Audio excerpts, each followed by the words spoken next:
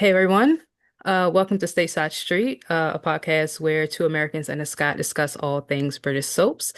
Today we have the amazing BAFTA-winning director Jordan Hogg. I am very excited to interview him and pick his brain a bit about soaps and directing. I'm really happy for him to be here. We have a really good interview for you guys coming up, and I will introduce myself. My name is Shanika, the great voice that you hear right now. And my co-host, I'll let you introduce yourself. I'm Amelia, the West Virginian who is in love with all things British soaps. That is true.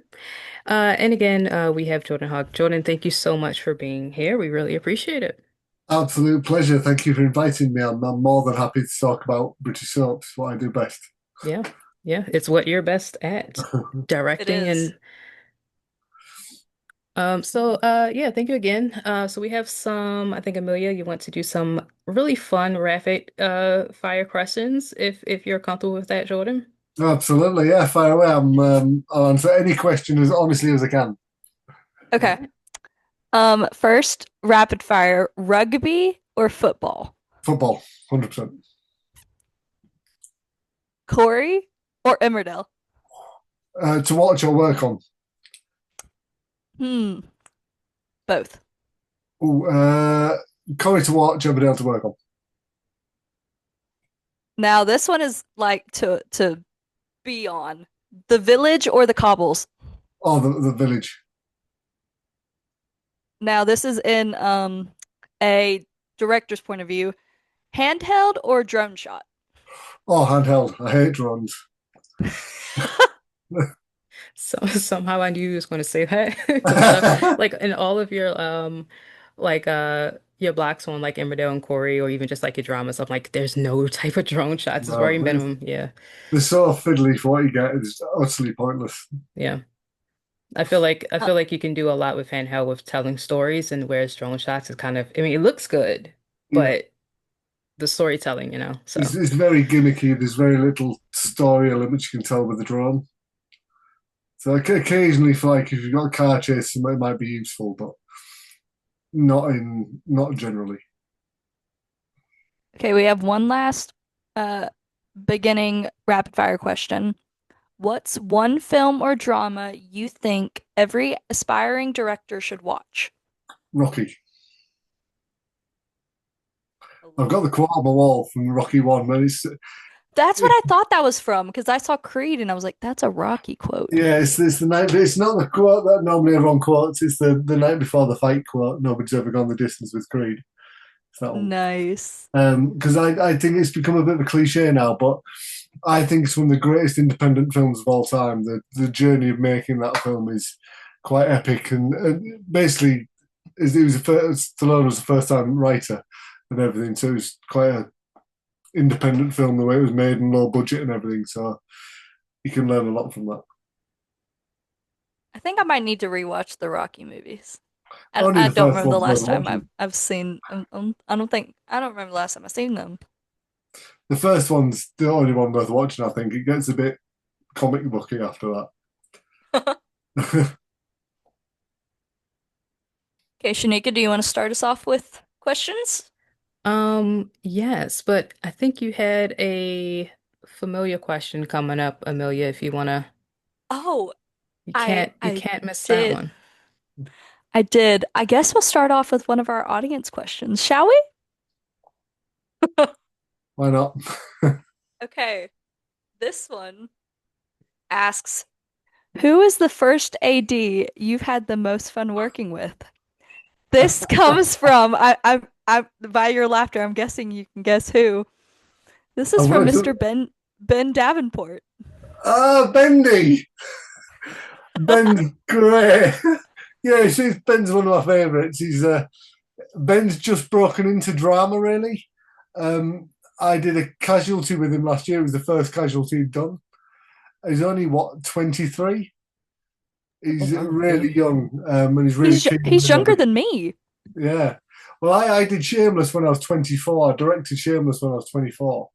That was the first thing I did. So, but yeah, but Ben's a really good lad.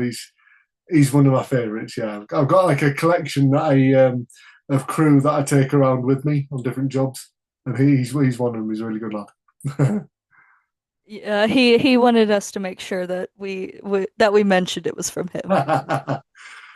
Yeah, it sounds like Ben. Yeah. Okay, Shanika, you're up. I am up. I have a few questions. So one of my favorite blocks you did on Corey recently was the Mason knife crime storyline. Really hard hitting just for me personally.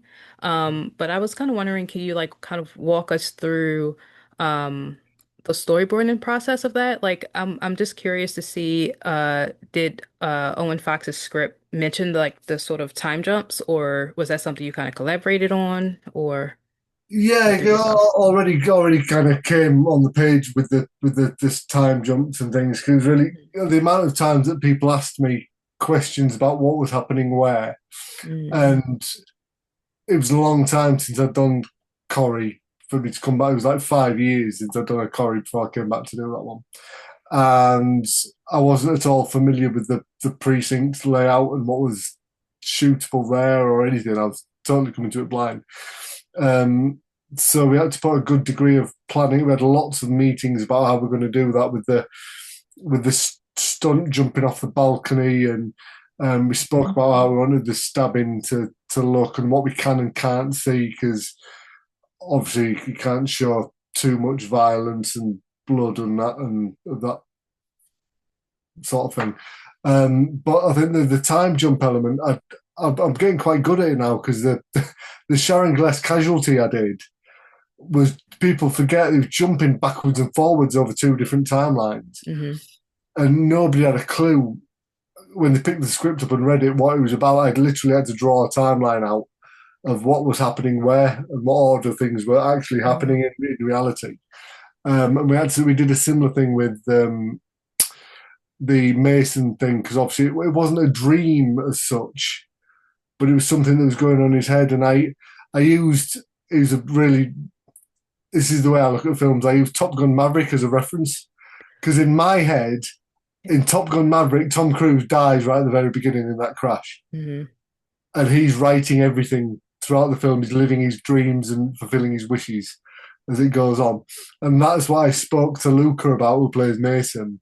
hmm And I said, I think this is what's happening. And we got all the crew together and said, look, it seems weird when you read it on the page, but it's like a separate reality. So I drew out the timelines again and I explained to everybody, we gathered everyone around what we were going to do. Because it was quite a unique process for a soap to do that, hmm kind of jumping around in essentially a different reality. But I tried to put in like subtleties to different things, like the way people reacted to him and stuff, and people already knew things. Like there's that moment with Abby and things, and when she saw that, I shot about 4 or 5 different reactions because I think if I remember, Luca and Betsy went in the not Luca, Mason and Betsy went in the cafe, and Abby was in there. So I filmed about 5 different reactions of Sally to Luca. Um, so I had a variation to play with in the edit. But yeah, it took quite a little bit of unraveling. When you first read it, like, what the hell's going on here? What's this about? Yeah. It turned out all right. And I think we got nominated. I got nominated for Scene of the Year at the Soap Awards last week. hmm You Yeah. That's the did, first and time I've done a that. big a big applause to Round of you applause, because yes. that episode was one episode for me that like most episodes with my ADHD and things, they can't like they hold my attention, but none in a way that the knife crime story Yeah, episode did. It Mm-hmm. because it was an episode where I was holding my breath the whole time because I was cool. like, it was so captivating in a way that like the shots and the framing and the dialogue and just how everything looked, especially like as you said, like the like his dream sequence in a way, like especially whenever like it's him in the back of the taxi with Sally, and then she turns around, she's like, "Are you all right?" And he's like, "What?" just Hmm. that of it was amazing. Oh, thank you. I spoke to Kate. I had a really long meeting, Kate Brooks, about all the dream sequence stuff, and we both said we want it to be look as normal and as almost boring as possible leading up to that moment because we wanted people to believe he just had a bit of been beaten up. We didn't want people to know he'd been stabbed at that point, so we just tried to keep it as boring as conventional as possible and then get more impact from the reveal of when Tim turns into Abby. So Yeah, yeah, it was well done. thank you. It's really interesting because like obviously, like you said, you kind of kept it boring, but for me, it was just like at first I was just like something's not right. I don't know what it was, but I just had that feeling as a watcher like something's not right. Um, and then once the reveal happened, it was like okay, wow, like it's definitely impact me a I lot. I Yeah. did toy with the idea of like the vanilla sky thing and just I've been changing the color of the sky. Mm, But I think that might have given the game away. Might have gone a bit too far with that, so I didn't bother. But that yeah. was always in the back of my mind. It was a real page turner that episode as well. When I Hmm. first read it, it was I had to read it a few times, let it sink in to again realize what was happening. Because obviously, when you read something on the page, you think so. Yeah, but we got Yeah. It there. was great. Yeah. One I of love this, the okay, sorry. oh, I was just gonna say one of the scenes for me in there was when Asha comes out of the room and says to Betsy, "I'm sorry we did everything we could." And Betsy breaks down in Abby's arms. Mhm. And then you see Vicky come through. And just that realization from Lisa of what has happened, because it's sad whenever you think about it, because she's heard that cry before from Betsy Yeah. whenever they lost Becky, her wife. Mhm. It just that was a scene for me that I was like, I think that's whenever I cried. Well, yeah, Was it was still that goes. whole It's it was better. just It's Sydney's performance for me when they're going through the hospital and she's shouting "I love Mhm. you" down the corridor. We must have done that about 8, 9 times, and I think Sydney's about 19, 20. She did that exactly the same every single time. She's one of the best actors I've ever worked with. Every single time she was giving it full bore, screaming her head off down the corridor. I don't know how the hell she did it, but she was amazing. Sydney is she's wonderful. And the She, fact that Coronation Street is really like her first big role is because like I watched Monday's episode of Corrie and she was holding her own against like Sally Devener and Allison King and I'm sitting here like she is like she's fresh into like the drama soap game and but she's holding it like she's had so many scenes with David Nielsen and it's just amazing how well she holds her own. Like she does Sydney super. Martin is amazing. It's the same with Liam, plays Dylan, as well. We had, say what, he's 18. Mhm. Me and him had such in-depth conversations about his craft and the art of acting. Like I'd spell like sort of conversations I'd have like with seasoned actors like Sharon Gless kind of level is that kind of extent and so deep about finding emotions and I kept going again. I kept turning over and going again and again and again and again to try and get him to the point, and he really appreciated me doing that. And there was a scene where he was kind of struggling a bit. It was when he realised Mason's been stabbed and he slides down on the floor, and he didn't quite get there.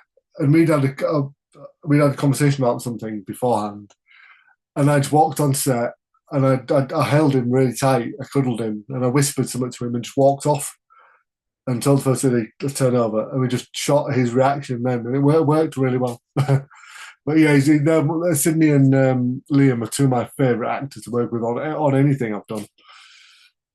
Yeah, no, they're absolutely like wonderful, wonderful actors, honestly, young actors. And that actually kind of leads to my next question, which you kind of hit on a little bit about um like when you're working with like newer talent or even just younger talent, how do you kind of help them to draw that emotion out? to get their best work. And you did kind of touch on that, but I don't know if you want to elaborate more. Yeah, absolutely. I think it works differently with say if you're working with Bill Roach or something, you don't need to give him anything. To be fair, he knows his character better than anybody. Same like Ali, you don't really need to give her anything. But the younger guys, I'll always have a because obviously I did Ackley Bridge and stuff, which the cast was predominantly younger people. You have to really get to know each one individually, and I like to talk to them at lunch and breakfast and stuff, and get to know what they like in life, what makes them tick and things. And I often use stuff that we've spoken about as a reference to them. Like I said, I give that note to Liam of something he said to me, and when I find out someone like what football team is to support, and I use that in relation to things. It's about finding emotions in things you understand. There's a scene on. I use this bit of direction quite a bit. There's a scene on Godfather 3 when Pacino's sat on the jetty and he's looking out and he's thinking about something, but he don't know what he's thinking about. Someone asked him what he was thinking about. He said, I was thinking about what was for lunch. So I use that a lot when I want to see someone in thought about something. I say, what team are Man City going to put out this weekend? Think about that. So it still gives the same outward expression and emotion, but we don't know what's going on in the head as long as it gives the same outward thing. That's why you can give notes. So if you need someone to be upset, you can get people to draw on personal emotions. And me and Lucas spoke a lot about the scene in the ambulance when he said he wanted his mum. I asked him to watch Saving Private Ryan, the scene where Wade gets killed with a grenade.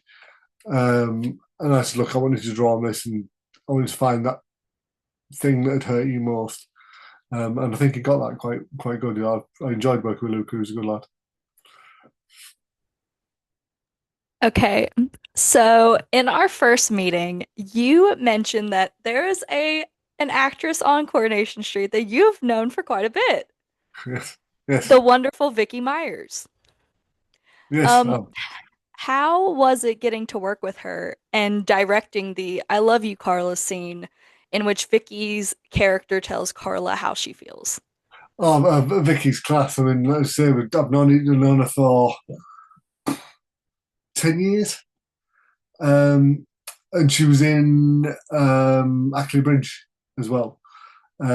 So that was like the first time we properly working with her, because the first time I met her, she was at an acting class that she worked at as well. But yeah, I mean, getting them emotions. Vicky's one of them actors who is like Sydney. She's just a machine. She can just act. She can just do it straight away. And I honestly don't need to give Vicky anything. I just literally say start here, finish here, go. I think the trick is when you work with an actor like Vicky, who's a machine. I won't ever do more than probably 2 takes, because she's got that natural ability just to let it out. It's almost like a younger actor, where younger actors are very visceral and very natural. So if you go more than 2 or 3 takes, you start to lose the initial spark that you have. And I can trust Vicky to be on it, and she knows when she's on it. And the relationship she has with Sydney and Ali is very close. I mean, her and Sid like mother and daughter anyway. So yeah, it's just utter magic to work with. Really good. I love Vicky. I'd take on every job if I could. Another one of my things is how did you feel watching the latest episode with all of the fake sneezings that looked real from Vicky? Magic. Super talented. She'll have probably. I, It wouldn't have surprised me if Vicky have been practicing that again and again and again at home to try and get that right. See, what I appreciate as a director, and Vicky's one of the actors, is acting's a very hard craft, and it's very underappreciated, I think, because you've got to really expose your vulnerabilities and expose yourself, and you've got to try and let go of all self-consciousness and inhibition. You've got to really let it go. And as a director, it's my job to provide the most comfortable environment for actors to do that. and Vicky's one of the actors that really appreciates her craft and looks at it as an art form and her craft.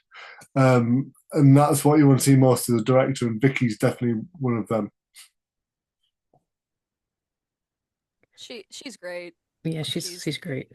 I was texting Shanika after the episode where Lisa was sneezing at everything, and I said, "Is that real or is she just that good?" Because they were so real. I was like, if that's fake, I wonder how many times she got out of class or something doing that.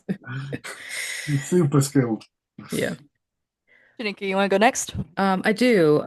So you mentioned like your collaboration with actors. So I'm just wondering what's the process like as far as your typical day as a director? Although it's probably not any typical day on a soap, but like if you can just take us down from like when you get the script, how you break it down, how you break it down script, set up any location scouting if you have to shoot on location. Yeah, initially it starts with you gather. I'll go through all the process of pre-production, then I'll Mm. go about my daily business. Um, I get a script initially, then I'll have a day reading day where I'll read however many scripts are in a block. Is it 4, 2, 5, whatever?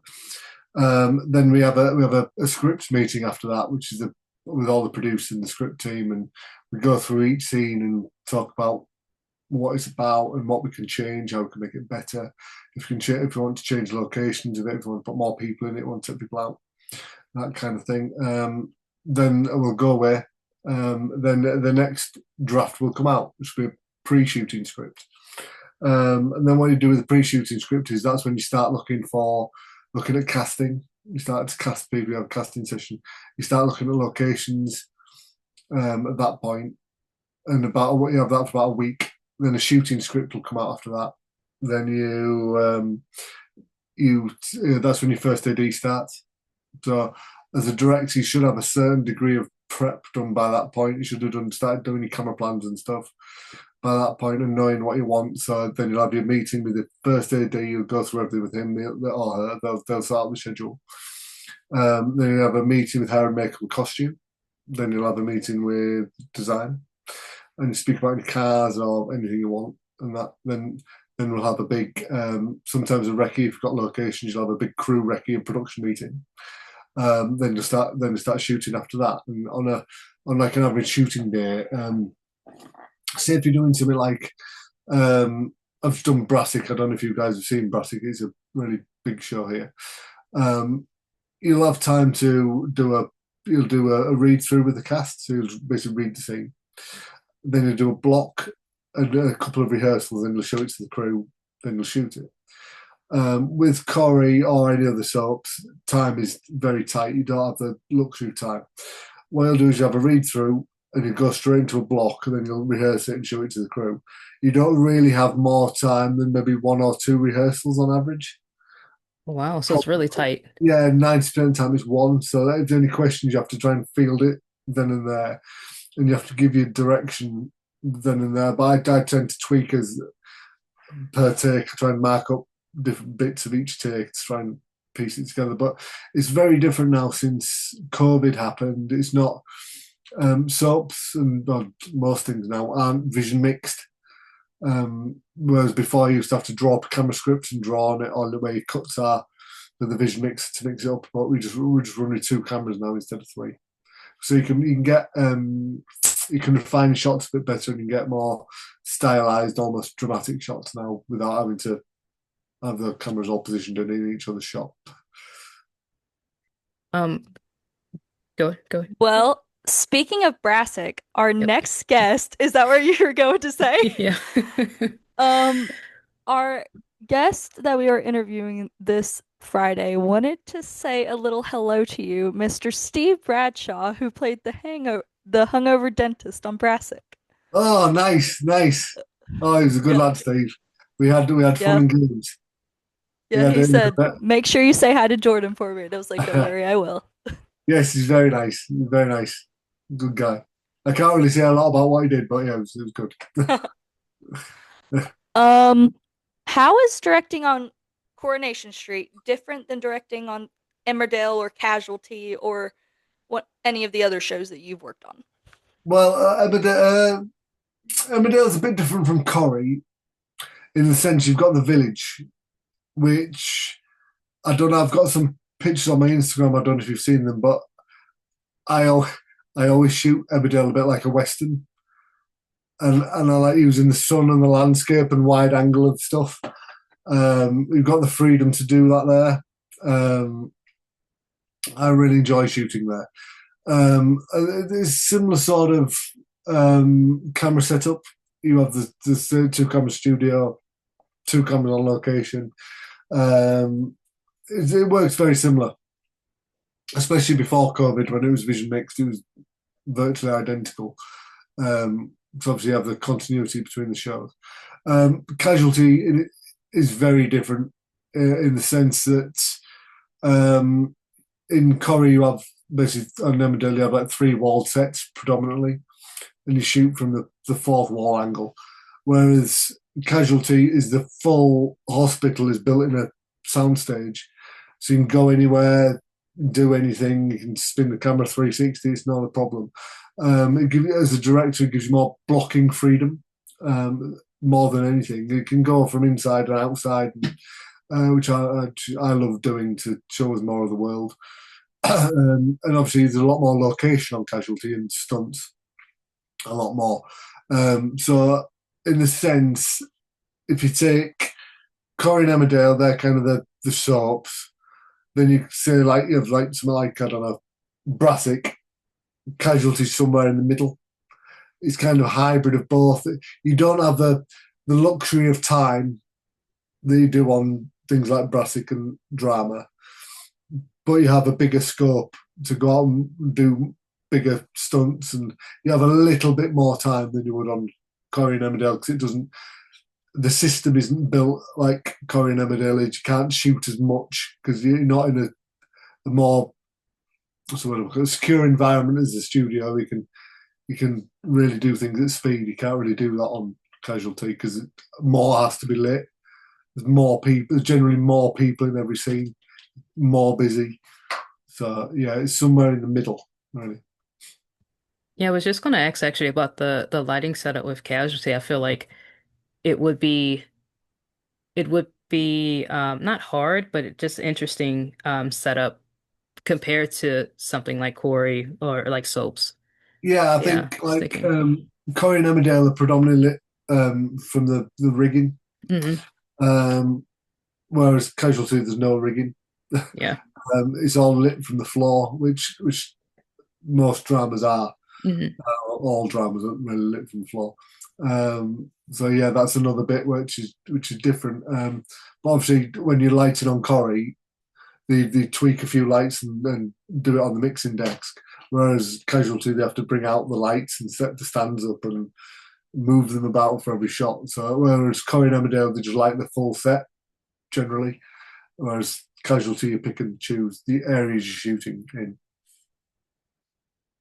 Um, Yeah, go ahead. if you ever need an American extra on any show, let me know Yeah. because I Absolutely. will be there. I Yeah. will Well, be it was when there. we did. It was really strange when we did All Creatures.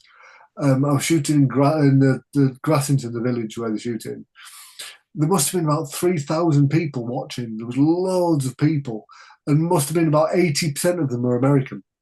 It's Well, That's bizarre. no. Like interesting. people had gone on the holidays to watch All Creatures being filmed. Hmm. Yeah, because I It's had asked crazy. Ashish, and he's like, "Yeah, just let me know next time you're in the area. I'll put you Yeah. in it as an extra." So, yeah, if you ever need like one person to like say a line and their need for them to be an American, I Yeah, you got can you. call Amelia up. Absolutely. Look, Yeah. I'm just looking for a chance to shadow you, to be honest. Like, Yeah. you're coming to America, aren't you, right? Or do you have any projects Ho- here? Hopefully, I'm working on. I've got a meeting for a pretty big one this week. Mm. Oh, Ooh. So nice. I'm working. I came over. The only thing I've actually done there work-wise, we moved there for a bit and we stayed there for a while, and things were heating up and I was making progress. Mm. But then the actor strikes were coming, so I had to kind of make the Yeah. decision whether to try and ride that out or come back and work. So we chose to come back and work. But I presented a documentary in Los Angeles about 18 months ago now, 2 years ago, which is kind of cool. So that's kind of the only work I've done there presenting, which I've never done before. But I quite enjoyed it. Yeah. Um, who was a director that you looked up to growing up and still look up to now? Good question. Good question. Well, the film that made me want to be a director was Lawrence of Arabia. David Lean. Obviously, that kind of filmmaking doesn't really happen anymore. Not when you're waiting for like 3 weeks for the sun to be in the right place. I don't think you could really get away with that kind of megalomania now. Um, but I'm a big fan of Baz Luhrmann. Um, whether I'd emulate his style or not, I'm not sure. And obviously, Spielberg was a big thing for me because I was like to find heart in things. I like to make people cry. I feel that's my as a director, that's my strength. I think drama's my thing. So I like the heart that he brings to it. But on a soap level or a television level, um, I'm kind of friends with him now. But I always like looked up to Duncan Foster's stuff. I always thought he was quite good, and career wise, I've kind of he hasn't done much drama. I've done quite a bit more, so it's kind of gone the other way. But I always looked up to Duncan. I always thought he did really cool stuff. Don't ever tell him I said that. Okay. I have one more question before you move on, Amelia. Jordan, you mentioned Casualty, and you've worked with Sharon Glass, who I've looked up for forever. Like I love Cagney and Lacey, her and Tyne Daly, phenomenal Mm. actress. So I'm just wondering, is there any actors or actresses that you want to sort of work with that's like on your list, like I need to work with them? Oh, loads, millions. There's a good story about how we got Sharon actually. Mm, What happened was I got this script because I'd only done like one episode of Casualty before I got that one. Um, and I read it. I thought this is an amazing part anybody'd kill to play Jar Jar. So absolutely, and I don't mean any disrespect at all when I say this, but casting was doing the usual thing, and they were sending me actors who'd done EastEnders, doctors, and things, and I was like, "Come on, guys, this is a really good part. This we can really push the boat out." And they were like, "Well, who do you suggest?" And I said, "Well, I've got a list here. Number one, Sharon Gless." And they kind of laughed and said she won't do it. I said, "Look, just ring her up and see what she says." She said, "No, no, she won't do it." I said, "Right, give me your agent's number. I'll phone." So I rang up and said, "This is bonkers. I'm recording from a show called Casualty, and I'd really like Sharon to be in it. She just read this script for me, and I just want to know if she likes it. That's it." So anyway, phone up, we got back. Anyway, Sharon loved it, wanted to do it. And the production manager at the time, who was amazing, said to me, "Look, we'll do whatever we can to make this happen because we believe this would be good." And we ended up getting Sharon, which was quite cool. And it was really funny because we were shooting in this place called Barry Island. It's where they shoot Gavin and Stacey. I don't know if you've seen Gavin and Stacey. It's the same place. And we're in this manky little fish and chip shop. And I stood next to the producer, who was a good friend of mine, and he just looked at me and said, "What the hell have we done?" And then Sharon pulls up in her car. She said, "Do you realise what we're doing to this woman?" And Sharon got out of the car and said to me, "Oh, this is wonderful. It's just like the backlot of Universal." I thought, "Oh, wonderful." So anyway, she was an absolute dream. One of the Mm. most wonderful people I've ever worked with. And she came back to do a second one. And I came back. She requested me again. I came back to do the second one, and she came back for a third one, but I couldn't do that one. I was in Los Angeles. Mm. time, but the first two we did were fun. I love how you just like took initiative. I feel like with me at least, sometimes in the start of like my filmmaking career, I guess, I kind of like sat back and like, oh, let me just play it safe, you know. But I think a lot of like beginner directors or beginner filmmakers need to just like know that it's not going to come to you if you wait. You got No, to take it by the horn. You got to like go out exactly. there, you know. I So, always believe like I'm on this disabled kid from a Victorian seaside town, and I part of me doesn't properly believe I should do what I do and be doing what I do. So hmm I throw everything at it every hmm time. I think I treat each one like this is the last time I could be doing this. hmm So I throw everything at every job I do, and I know I've got a thing that um, I never take no for an answer. Whenever I want something on a show, I'll say I'll always accept no, but we can do this. That's fine, but I'll hmm never accept no, we're not doing this. I'll always argue the point, and I to instill in people that I'm the director, but it's not my show. It's all our shows. We're all in this together, hmm and I want to see what each one of you can do. I want to give you this environment where you're allowed to shine. You're allowed to show me how good you are at your craft, and try and build a bit of team morale. So yeah, I was listening to an interview you did about Ralph and Katie and how you really made that set inviting and you really yeah, kind of gave the actors space to kind of to put their stuff out there and um really just give it their all into their craft. So I feel like yeah, yeah, I feel like you being on set is just you're just a very inviting person. yeah. Absolutely. I think Ralph Yeah. and Katie was really unique in a well, it was very unique because I gave beginning this I gave this rah rah speech to everybody about it not being my show, not Peter Bowker's show, not Leon's show, not Sarah's show, it's everybody's show. And me and the producer, when we first started doing Ralph and Katie, we knew that we were doing something that had never been attempted before. No, no show I'd ever had two learning disabled lead actors. So we knew we had to do things differently. So me and the producer, we looked at everybody's CV, the entire crew, we looked at their CVs.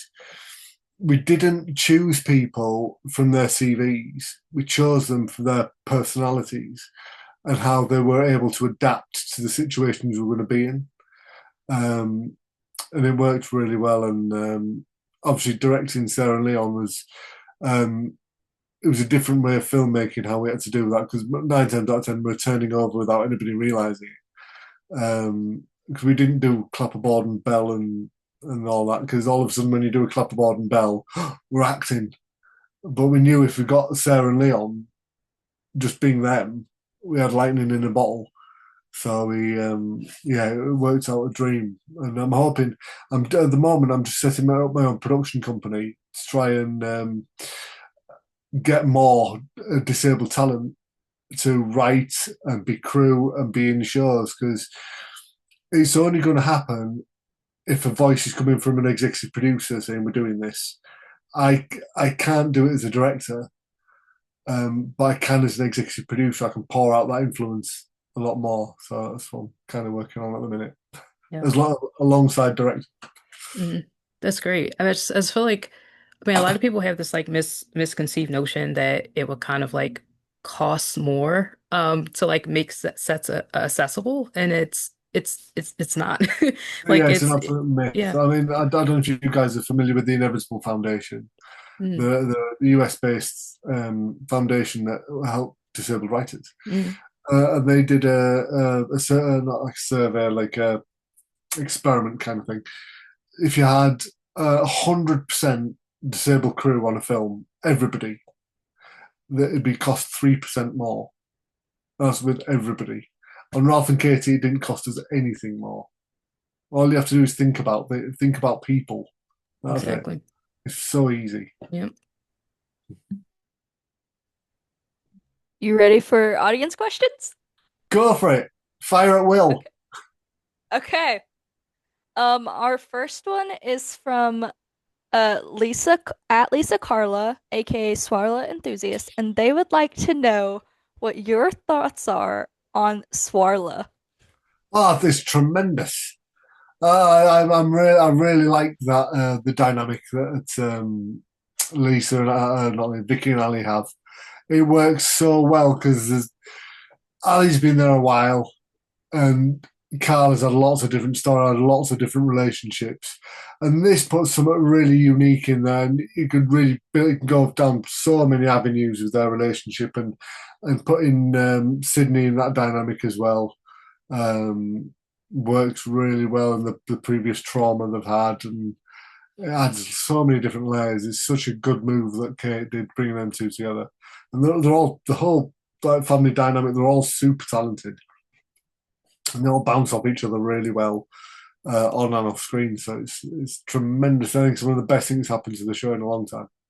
Yeah, I think that like because I've only just started watching. I started watching in 2024, literally whenever Swarla was announced that it was going to happen.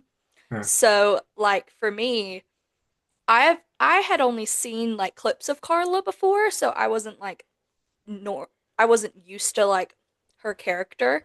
But the more I started watching and like her with Peter and her with like say Nick or Frank or you know her past relationships, you see that they're with Carla and Lisa, Carla doesn't feel like she has to like she doesn't I don't know what the word is. She can be herself. She doesn't have to like almost in a way over sexualize herself. I don't know if that's the right yeah, word there, but yeah, like with totally. Lisa, Lisa loves Carla for Carla, not for what she has to give, and it's so sweet. Yeah. And Shanika hates when I say this. You know what I'm about to say. I don't. What? You do. Um, Uh-oh. in a way, um, Carla has now gotten the daughter that she always wanted with see? Do you see that face? With Betsy and like just how from what I've seen on like TikTok of Sydney talking about Allie and Vicky, it seems like that is a like family dynamic on and offset, which is really beautiful. Because with some like some actors, you don't get that offset. It's just like they play that family dynamic, and then as soon as the clapboard goes and cut is yelled, they don't talk. But it seems like they have like created their own little family offset, which is really beautiful. Yeah. They hang about offset and everything. I It's love very that. cool. It's not often in any show you kind of get that, and that's why it works Mhm. so well on screen because it's genuine. Yeah. I have an audience question from Twitter, from at Underworld Carla. Uh, she says, "Hi, interested to hear about your decision making behind how shots are framed. For example, deciding which framing will be best for storytelling, and giving those unspoken cues to audiences." And she wanted to know, do you have any Corey specific examples? Let me think. Well, I have a thing that's a a line that I often quote saying "no shit shots." I think every shot has to be pretty and different, and Hmm. I must be a bit of a pain for design in particular because I always Coronation Street's been shot for that long, 60 odd years. Every angle's been explored. Hmm.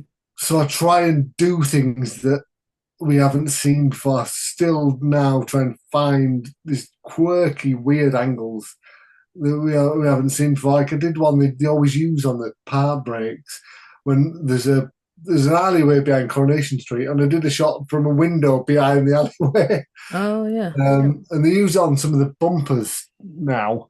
Hmm. Um, but it's trying to uh, when you start off directing, you work out what shots tell what emotion Hmm.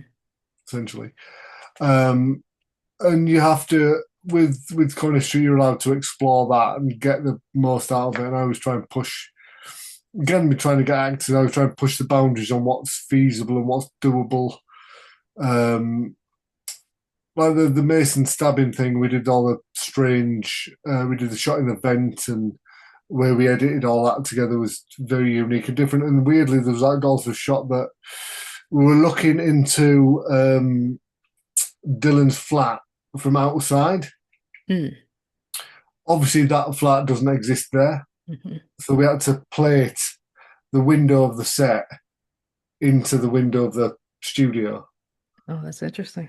So they were shot like 2 weeks apart. Hmm. Things like it's about bringing realism to it. And there's a good friend of mine, Dominic Stevenson, who he shadowed me for a few blocks. Now he's doing it on his own now. I'm very, very proud of him. He does things like that a lot of the time. He's very innovative. But I do a thing that didn't quite make it into the Mason stabbing episode. Whenever I'm doing an episode and there's going to be impending doom happening, I always try and get the tram going across the top of the street. Ooh, And I requested it this time, but there wasn't enough time to put it in. So, but I've done that's it an before. When interesting bit. I've done accidents before and people dying before, and I've always put the tram in, but didn't make it in this time. I'm gonna have to keep that in mind when I see your name pop up on a Corey block. And there's a tram. Yeah. Something's going to happen. Same. Yeah. Yeah. Now, you said you're you said you're back on Coronation Street for a block. Mhm. Will we need to watch out for the tram? I expect you to be watching my episodes anyway, Amelia. You'll have to wait and see. These scripts I've got now are really, really good page turnouts. Mhm. I was really pleased with them. I have I'm a very excited. I have a follow-up question for that. Sorry. Two. So I love to me, I always look at uh your work as like learning experiences for me. Because I want to get into directing. And the scene when you have the knife in the vent, Mm. looking back on that, I'm just like, I should have known that Mason was kind of going to die because that's Chekhov's gun textbook, and I'm just like, But why didn't I pick that up when I first it's viewing? the Hitchcock theory of it, the Hitchcock Hmm. bomb under the table theory. Yep, exactly. Yeah. If you Amelia's shaking her head, but if you show someone putting a bomb under a table, Yeah.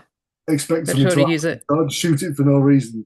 It's Exactly. building suspense throughout. And I really wasn't happy with the Mason thing because Mm. the knife. This is how particular I get with things, because I think the strongest directors pay attention to the smallest details. The knife that you stabbed him was a karambit, which is a Filipino fighting knife. Mm. It's not a knife used for stabbing; it's a knife used for slashing.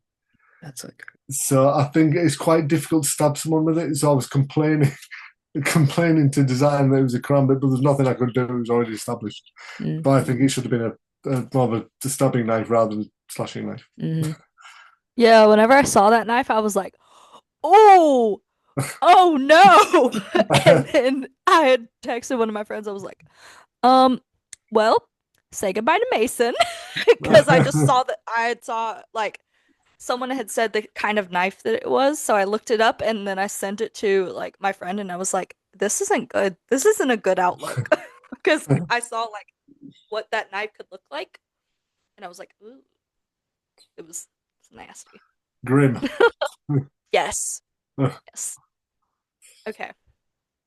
Our next audience question is from at Inna Sharples 1960, aka Northern Lass, and they would love to know from you, Jordan, about your director choices in the I love you scene and the parallel with the what else can't you say, because the shot framing match perfectly, as does Vicky Meyer's delivery. Was Thank it you. written or a director choice? How much work to match up those two scenes? No, it was all my choice, really. Quite. It's a kind of, as Bob Ross would say, a happy accident, because that set was so tiny. Um, I was very limited to how I could shoot it. It was that simple. I wish I could say I'd put more thought into that, but I was very limited what I could do. It's that honest and that simple. I wish I could say I was some sort of genius, but it was lucky. So it was literally down to how small the set was. The camera couldn't really go anywhere else besides where it was. Yeah, So that's interesting. yeah. That's actually really fun to know.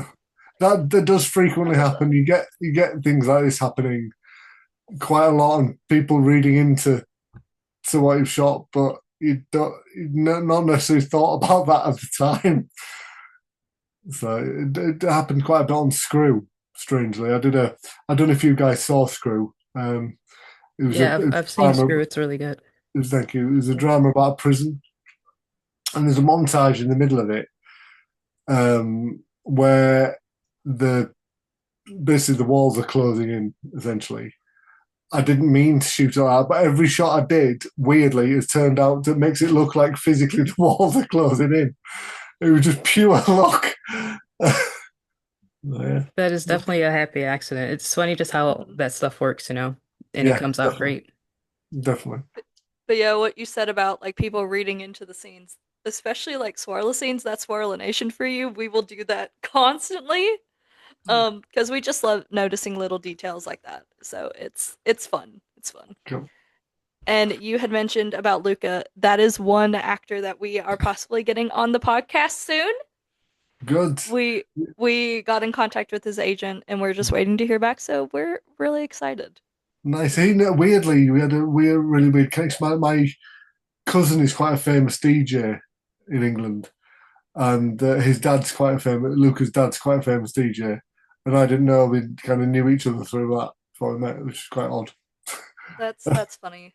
You're like, Yeah, "Oh, hey, wait, I know you through yeah. some bizarre connection." That's interesting. I really I felt love that. for Luca when he first started shooting their episodes. He like had a really bad migraine for like 2 days, and he was really Ugh. struggling to function. But he really battled on, and I think it served him well. Actually, he wasn't feeling right. It kind of worked for the episode bizarrely. But no, the knife crime storyline episode is probably one of the most hard-hitting storyline episodes that's been done on Coronation Street in a while. And Yeah. it definitely goes to show because you were nominated for Best Episode at the BSAs, which is amazing. So congrats to you. Thank you. It's the first time Um, I've done that as well. but I mean, the nomination was definitely well deserved because that Oh, thank episode it was fantastic and it had people all over talking about it you. I think it's and it was great. speaking about director. I think what makes the an episode like that strong is the transitions you have between scenes, and I think a lot of that was already on the page. I didn't really have to think. I do think about that when it's not on the page, but every transition was on the page. It was very descriptive, which really helped. Have you dived into screenwriting yourself? I've got no, I haven't. To be honest, I've written. I've had a lot of meetings for a treatment I've written, um, which is like a 6-page document outlining the story of the series.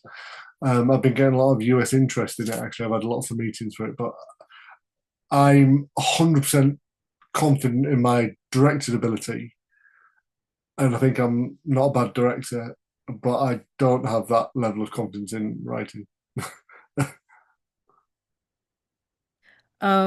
Yeah, that's Emil, you have any more questions? Any more fan questions? I don't. I don't. Actually, I do. Mm. Um, so if someone watched all of your episodes back to back, what is something they'd notice about your directing Oh, style? that is a very good question. Very good question. Yes. Um, I think. Oh, what did I notice? I think the main thing they notice is how I always lean towards emotion and evoking emotion in most things I do. Like, if I don't know if you guys seen Ackley Bridge, that was very much tearjerker. All Creatures, I did it there. Screw, I brought it out there. I lean much more, even on the Mason stabbing thing on Corrie and Emmerdale, and I always lean towards the tears. Um, and I want to think that I managed to bring the heart out in people. And I think the job of a good director is not to show people a story, not to tell them a story, but to make them feel a story. And I'd hope that's the one thing to take from watching my thing, and hopefully they can see that I've tried to be brave with what I'm doing and tried to push boundaries on what was possible. Yeah, for sure. Definitely with Ackley Bridge. I actually rewatched it not that long ago, the series finale, and I'm just like, it's definitely a tearjerker. And Oh, actually that scene, I don't know how do you got that shot? I mean, I guess the sun was just working for that you. one. Yeah, Well, we have the whole schedule. Was it 5 4 week 5 week 4 week schedule of that was built around that one shot about where the sun was going to be and whether the weather was going to be okay. The first AD Jake built the whole thing around that because we only had like a 10-minute window whether it was going to be in the right place. Again, that's kind of the David Lean, Lawrence of Arabia thing, waiting hmm for the sun to be Yep. in the right place. But we'd got everything up there already, right, rigged like an hour before. We'd rehearsed it because we had to get Technicrane up on the moors where there was no roads. So it took about 4 hours to get it there. So we rehearsed, we shot everything before and just waited for the sun to be in the right place. So if it had been grey and overcast and pissing down, it wouldn't have had the same effect, but we were hmm lucky. Yeah, it worked out phenomenally. It Honestly, it did. was a really great episode. Thank you. Well, the biggest compliment I've ever had was from an amazingly talented lady called Victoria Alonso, who was the head of Marvel. She said my that on my showreel made her cry. So which I was really happy about. Yeah,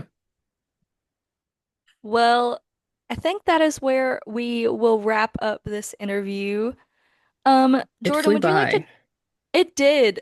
Like I guess I guess it's the truth whenever they say time flies whenever you're having fun. And I Yeah. think our interviews are one of my favorite things that we do. Mhm. Like I've been so excited for this like all week. I've been texting Shanika and I'm like, it's here, it's here, it's here, it's here, it's here, Yeah. it's here. I never shut up about it because I'm just like you're like one of my favorite directors, honestly. Oh, So thank you. That's yeah, really kind. Thank you. yeah. And I think for me, it's like, yes, we're like interviewing a director. We're directing a BAFTA award-winning director, which is amazing. This is a feat that like Stateside Street is it's a very new podcast. And I was like, if we get interviews, we get interviews. If we don't, we'll wait a bit. But like our second interview of all was a BAFTA award-winning director, and I just want to thank you so much for coming on and My talking to pleasure. us and letting us ask you tons of questions. Absolutely anytime. Absolutely anytime. Anytime. Yeah, thank you. But would you like to drop your social media or where people can find you? Yeah. I've got Instagram. I think it's Director Jordan on Instagram, and X or Twitter or whatever it's called is dir Jordan Hogg. Jordan Hogg. But yeah, Well, that has been Stateside Street. You all have been fabulous, and let's give one last round of applause for our fabulous guest, Jordan Hogg. I feel like we need sound effects here. We do, and I keep telling you this. I know. But that's the end of this episode, everyone. Bye.